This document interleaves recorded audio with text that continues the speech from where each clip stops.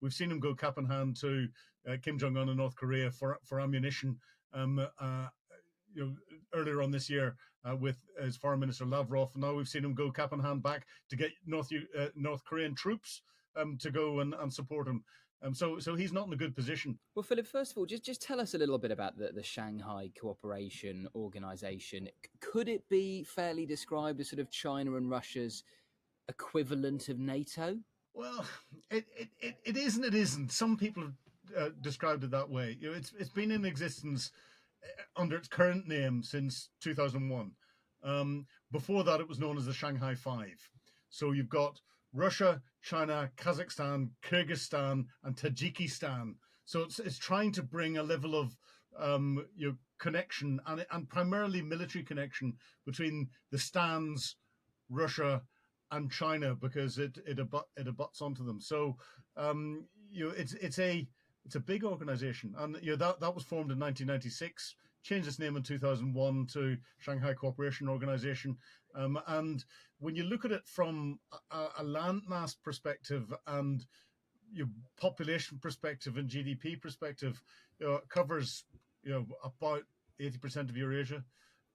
It's got in population terms, given that China's in there and Russia's in there, but 40% of the global population. And as a grouping of people, it controls, if you were to add it all up, and this goes back to the early 2000s, it probably had 20% of global GDP. That'll have adjusted itself slightly since Russia's reinvasion of Ukraine, but it's a powerful organization, very powerful organization indeed. So what's in it for China and Russia? What do they see as the point of this organization?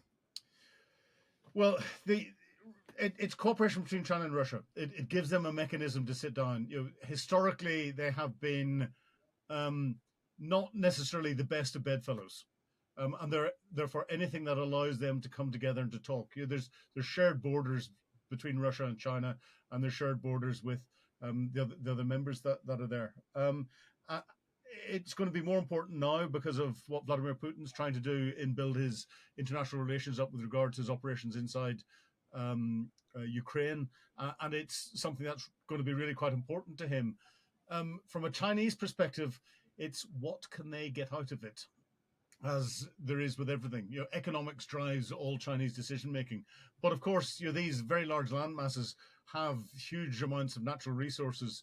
They've got not just oil, but mineral wealth and everything else as well. So both China and Russia have got their eyes on that.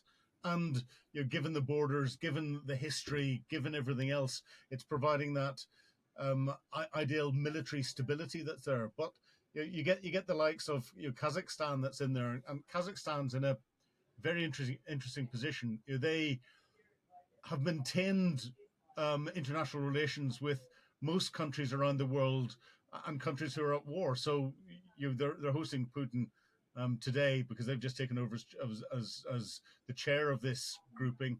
They're hosting Xi Jinping, but they will also remain in good negotiating stance with Zelensky and with the United States and with the EU and elsewhere. So there's a potential for them in the future potentially to be a bit of a bridge when it comes to negotiations and all the rest of it. And interestingly, Turkey is there. President Erdogan's going to be there. They're a so-called dialogue partner of the SCO, but he's previously said he does want at some point full membership. What should we read into that, especially given that Turkey is a NATO member and has been since the 1950s? Well, every nation state looks after themselves first and foremost. Erdogan, as we know well, he's a NATO member. He's been after EU membership for years, and the EU keep refusing, primarily because Germany won't give in to them joining the EU.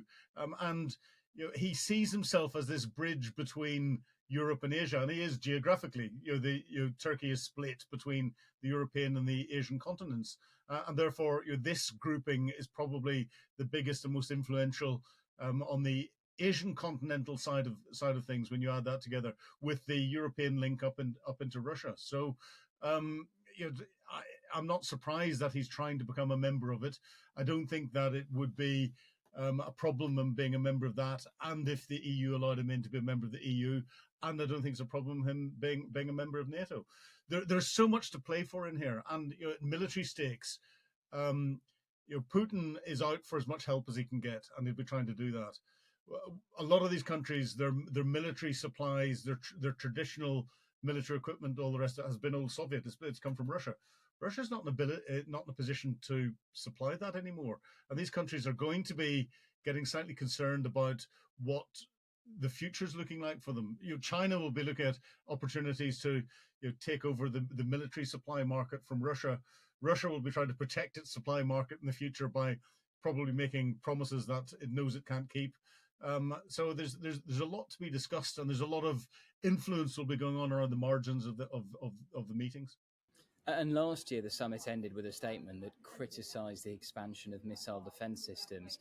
Didn't specifically mention Ukraine, but it was largely interpreted as being a reference to Western military support for Ukraine. Do you think the war in Ukraine is likely to dominate proceedings this year? I think it'll be central, if not to the open discussion, certainly to the bilaterals and trilaterals and multilaterals and behind closed doors discussions that are going on. I think that will be, because it's at the forefront of Putin's mind. Putin's not in a good position at the moment. He's having to go cap in hand. We saw him with Xi Jinping recently on a state visit to China. We've seen him go cap in hand to Kim Jong Un in North Korea for ammunition.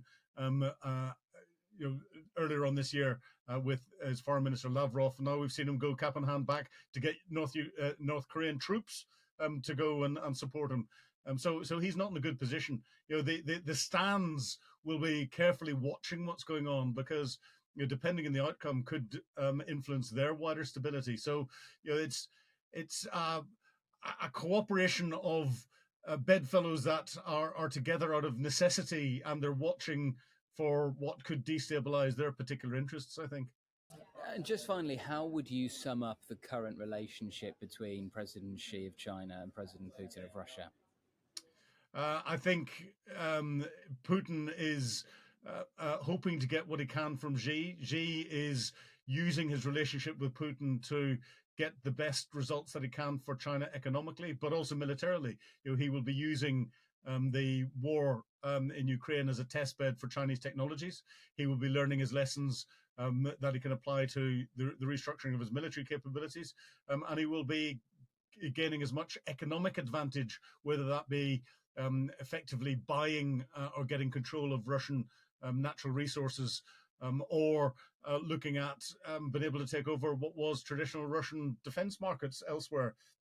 He will give the overt impression that he's supporting Putin in many ways, but it's what's in it for me. Putin's desperate, so he will see what he wants to see out of it and see any cooperation as being something that's positive, even though if he drilled underneath the surface, it may not be.